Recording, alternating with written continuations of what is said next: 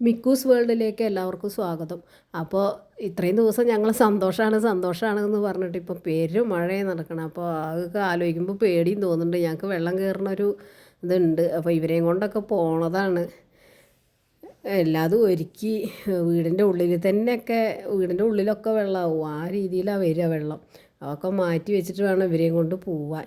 ഇപ്പോൾ ഈ 2-3 ദിവസമായിട്ട് പുഴയിലൊക്കെ വെള്ളം നിറഞ്ഞെണ്ണു. പിന്നെ തോടൊക്കെ നിറയാറായി എന്നൊക്കെ പറഞ്ഞ് കേൾക്കുന്നുണ്ട്. അവിടെയും ഇവിടെയൊക്കെ കണ്ടിട്ടില്ലേ വെള്ളം കയറിയിട്ട്.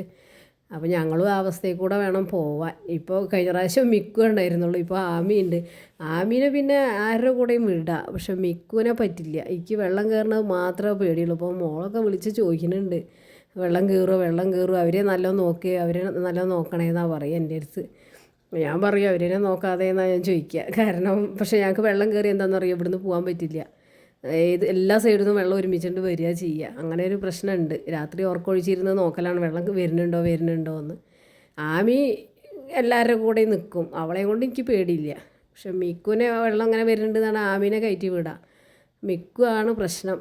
അതപ്പോൾ പിന്നെ ഇപ്പോൾ എന്താ പറയാനുള്ളതെന്ന് വെച്ചാൽ നമ്മളെ ലൂക്കാച്ചൻ ഉണ്ടല്ലോ, ലൂക്കാച്ചൻ്റെ അമ്മേനെ ലൂക്കാച്ചന് കിട്ടിയോന്നറിയില്ല. അത് കേട്ടിട്ട് ഭയങ്കര വിഷമമായി.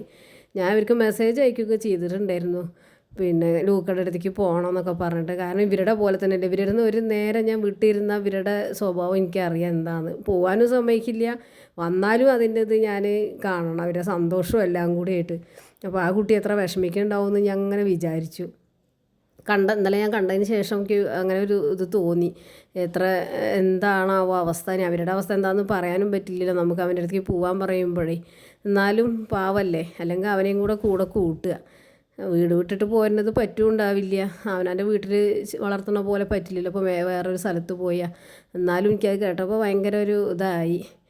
അപ്പോൾ ഞാൻ അവന് വേണ്ടിയിട്ട് അവനെ തിരിച്ച് കിട്ടണേ അവൻ്റെ അമ്മേനെയെന്ന് വിചാരിച്ചിട്ട് ഞാൻ ഇങ്ങനെ എപ്പോഴും വിചാരിക്കും, മനസ്സിലിങ്ങനെ പ്രാർത്ഥിക്കും. പാവല്ലേ, കാരണം എത്ര വിഷമിക്കുന്നുണ്ടാവും എന്നറിയോ, കാണാഞ്ഞിട്ട്. പറയാൻ വയ്യല്ലോ ഇവർക്കൊന്നും.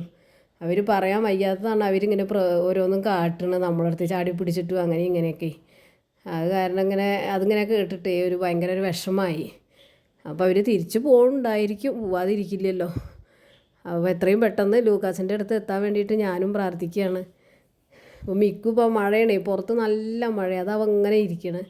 ഞങ്ങൾ വലിയ സന്തോഷത്തിൽ തന്നെ ആയിരുന്നു. ഞാൻ പറഞ്ഞിരുന്നില്ലേ ഒരു സന്തോഷം വരുന്നുണ്ട് എന്ന്. പക്ഷേ അതിലിടയ്ക്കപ്പോൾ ഈ ഇരുട്ടുത്തിയ മഴ അങ്ങനെ പെയ്തുകൊണ്ടേയിരിക്കണ്.